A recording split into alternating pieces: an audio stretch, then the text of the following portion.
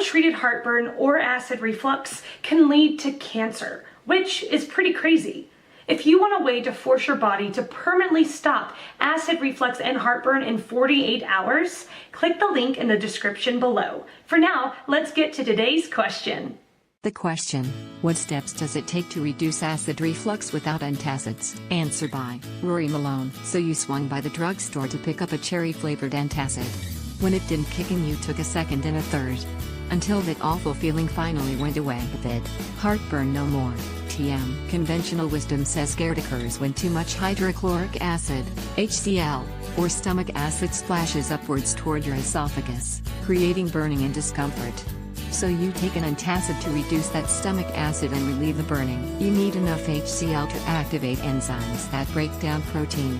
Inadequate amounts of stomach acid mean you can't always activate those enzymes, so that chicken breast you ate for dinner doesn't sufficiently break down like it should. As your undigested meal sits in your stomach, more stomach acid builds up, which can potentially reflux back up into your esophagus. Ouch. The whole cycle starts because you actually have too little HCl from the start. While reaching for an antacid when you're suffering acid reflux can be tempting, over-the-counter antacids and pharmaceutical drugs oftentimes mask underlying problems and make things worse in the long run. Furthermore, inadequate stomach acid sets the stage for gut issues. Your stomach is protein's first stop for digestion. When it can't do its job, then undigested protein goes to your small intestine, which has other jobs and isn't always equipped to handle protein breakdown. Rather than help the problem, antacids stop what little HCl you have, further hampering protein breakdown.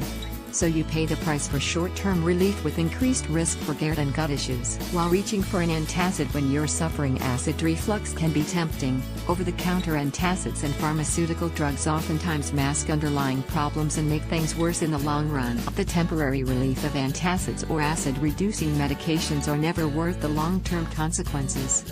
That little purple pill has now been proven to cause dangerous vitamin deficiencies and increased risk of osteoporosis, immune problems, and premature death! 10,11. Answer by Karen T. Figure out what food is causing the reflux, and quit eating that food. For me, it was wheat, and Terry's at least a 24-hour lifetime on eating bread and getting reflux. The longer I don't eat bread, the more bread I can eat before the reflux comes back, but comes back it does. When I quit eating wheat, the reflux goes away. Other people have different foods that cause the problem. Answer by Andy Alexander. Go to a holistic nutritionist. I did once, when I had this problem, and she told me to take acid before I ate. What? I was sure she was nuts. I told her so. She said that reflux is from not having enough stomach acid, so the food isn't properly digested, and gets pushed back up the esophagus. She said get these acid pills, take one before you eat, and see what happens. If you get a burning sensation right away, you do indeed have too much acid. But apparently that is rare. So I tried it. And she was 100% right. That was many years ago. These days, I take a shot of apple cider vinegar before eating fatty, spicy foods, which are my trigger. Problem solved.